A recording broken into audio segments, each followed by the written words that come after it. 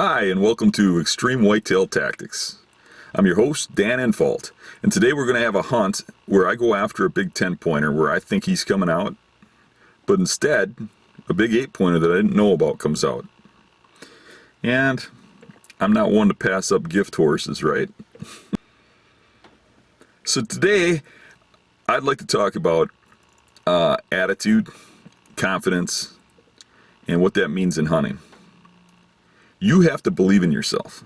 You have to believe in your setups. And when you follow along in this hunt, look at what I do and how many people would set up there the way I did. How many people would go get up a little tiny dead tree with no cover because it's the only place to hunt and because that spot needed to be hunted. Would you do it? You have to believe in yourself. You have to believe in your setups, and you have to go in hardcore pushing yourself, or you're not going to succeed in heavy pressured hunting land. Confidence and attitude are number one. Me and my hunting buddy Mario have been after a big 10-pointer that we've seen a few times. And we've got a pretty good beat on his bedding area, and he hasn't left it yet. He just keeps bedding there, but it's a big area and it's hard to penetrate without spooking him. So we've been hitting one side up pretty heavy and not seeing him come out, but getting glimpses of him in there, and he seems to be heading in one direction. So I studied some maps, and there's a little area that's within the property I can hunt that I've never been to. It's kind of remote. I don't think anybody really hunts there. So I studied it on Google Earth, and I could see some trees in there, but not many, mostly brush, dogwood, but there's a good funnel there, and from some of my trees I've been spotting a big cornfield off that way, and it was obvious the bucks were done with the acorns, especially the white oaks in that area. So I'm assuming that they're going to head to that corn to some degree, and some of the sightings have shown the bucks going that way. So I went over there with a stand on my back, not having been in there before, and I'm walking through this CRP brush that's actually kind of swampy underneath it. And as I get closer, I notice this tore up area right on the edge of the funnel that I was looking at on Google Earth. And I get up close, and here the ground is all ripped up, and it's full of buck tracks, and all the little bushes all the way around it are rubbed, and there's a scrape just over, and I'm like, and it looked fresh, and it smelt like tarsal gland. So I kept going, went into the funnel, and got about 30 yards from that spot where I could hit it. And I was real disappointed because the trees I saw on Google Earth were ash trees, and the emerald ash borer has gotten in there and killed them all. So all there was dead trees, and they were small diameter, wide open, not a leaf on them, and very spread out. You couldn't hunt from the ground. This stuff is, you know, chest high, waist high. You wouldn't even get an arrow through it. So I looked at the best tree I could get in, and I climbed the tree. I get up there, and I can't get the stand facing the right direction. I had to turn it around and face it away from the deer, which I do not want to have excess movement. I want to be there, seeing the deer coming, ready. I don't want to be looking the other way or trying to stretch my neck around. But I had to. So it was less than ideal, but I knew I was in the right spot. All them trails coming out of there, all the sign, the rubs, the scrapes, I knew this was the spot. And I had an inkling that big 10-pointer was going to come out. I'm 20 feet up, a little tiny 5-inch diameter dead ash tree. It feels like it's going to fall over at any minute. I picked a spot from an aerial. I'm pretty sure that big buck is coming through this way sometimes. And coming out here, the sign doesn't disappoint. There's a lot of sign right here going through this funnel. But with that said, there was nothing for trees. I got in this dead tree where they'll spot me in a heartbeat. And the way this lays out, I have to put the stand on backwards, and I'm facing the wrong way. I got my back to the deer, So I'm going to have to be standing when they come out, and it's windy, so I'm going to have to be pretty attentive. This is a little funnel.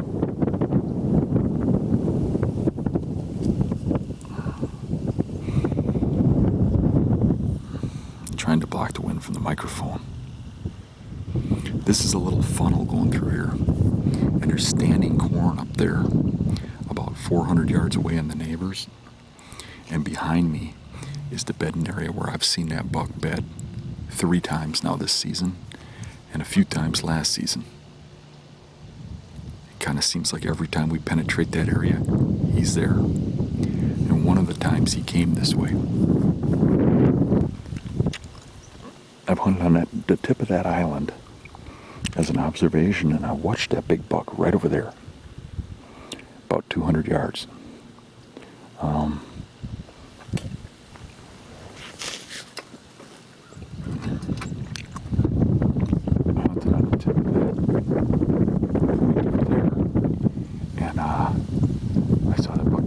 This way, about 250 yards. Mario hunted about 20 yards over from there. Watched that buck come out of here, go to him, turn around and come straight through here. I can see all the way down around the bedding area and all the way around this side.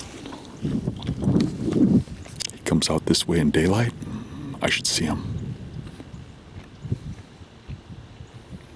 Hopefully before he sees me.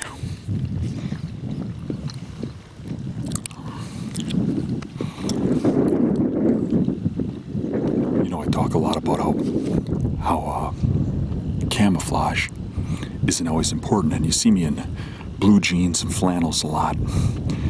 But when you're in a bare tree like this, camouflage is important.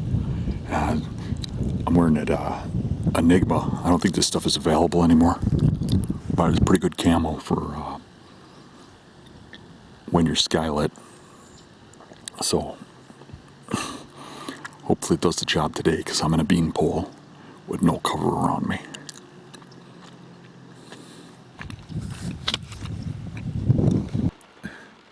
One thing I noticed once I was up in the tree is just over from me a little ways in the buckthorn, there was an apple tree, a crab apple tree with apples about this big around, and it was just loaded. And all the trails seemed to spider from there.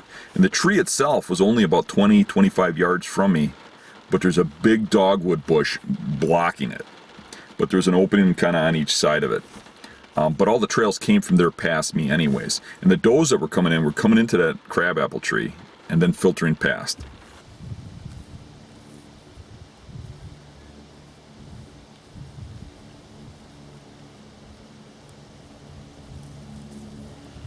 Well, the first deer out were does, and a lot of them. And as they filtered through, they would get past me, and I could have shot every one of them that came through. But as soon as they get behind me, they would eventually look up and see me. I'm skylit, but it felt good to know that I could have killed each one of them. The trouble was that some of them were putting on a little bit of a commotion, and I didn't want them to spook any incoming bucks.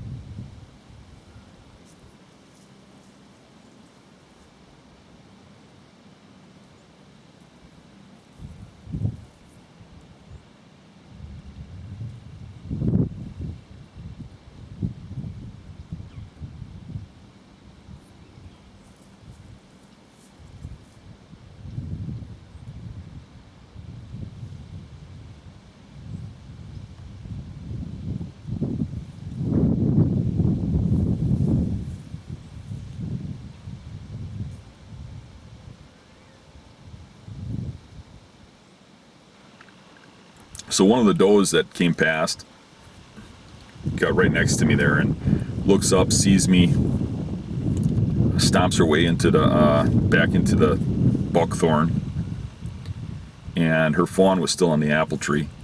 And I'm trying not to move, but she's in there now, and I figure she can't see me. But the fawn starts coming out looking for her, and then I hear her make a little soft grunt, and the fawn bleats back and goes in after her. So she called the fawn in. So then I figured out, I've been standing forever, and there's no deer around. I'm just gonna take a little break and slide to my butt. And as soon as I did, that doe started snorting. Apparently, she was peeking out of that buckthorn watching me to see if I'd move, which kind of annoyed me.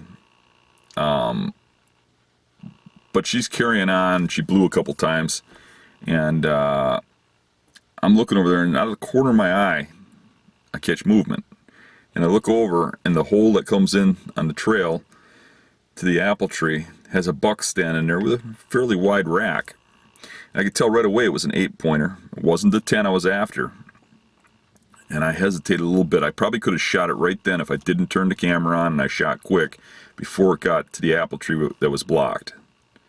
But I was still contemplating whether or not to shoot. It was about 145-inch 8, I think. And I got the camera on, but the door didn't quite open. And right above the door, you can see the buck standing there. And then when I click the door open, you can see it walking into the apple tree.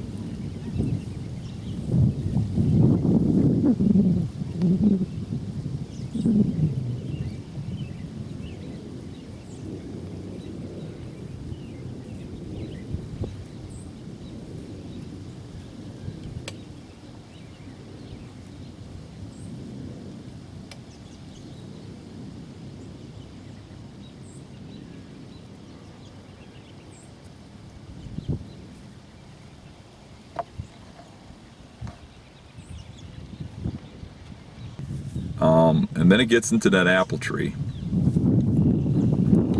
and it sits there and it eats and eats and eats, and it would jump up, take its antlers, and knock apples down, and then eat them, and it would eat them standing on its hind feet. It was there for probably somewhere between a half an hour and an hour, and I just didn't have a shot. There was a time or two I was tempted to try to take a shot at it standing, because it was standing on its hind legs and had its chest exposed, but the camera's at a lower view, and the camera couldn't see as well as I could, because the camera was waist high, but I could see just over the bushes. But I thought there was a possibility of making a bad shot, so I didn't.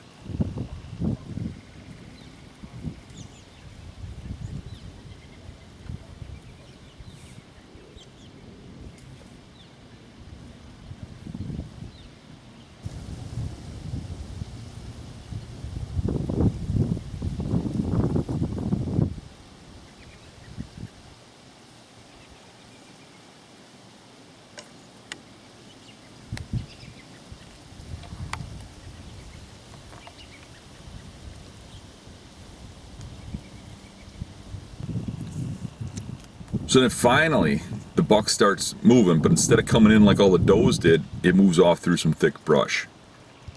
And when it does that, it follows the brush around. At first I thought it was just going to wander off, but it follows that brush around and starts heading straight for that area of tore up ground that I saw.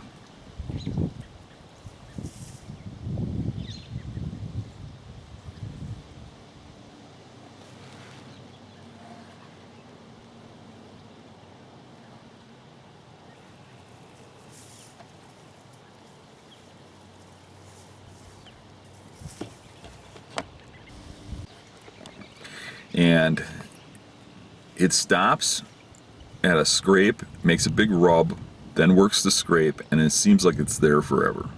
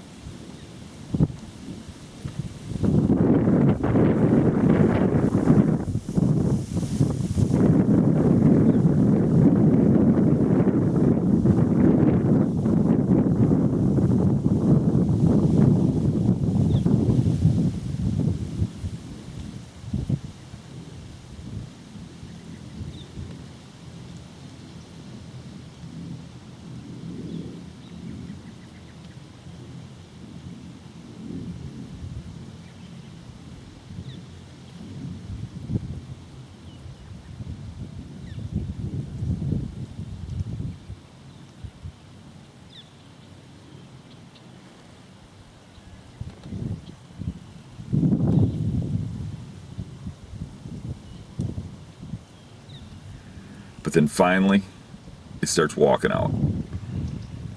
I figured the shot to be about 30 yards, and I drew back the bow.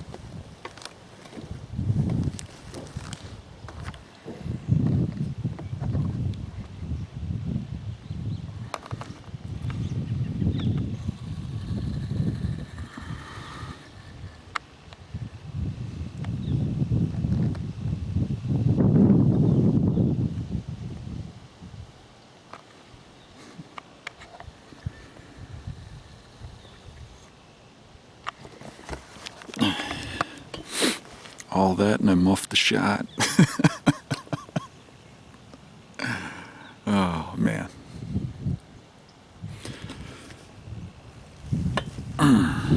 I had that thing at 20 yards for a half an hour. When you miss a shot like that, you got to have the right attitude.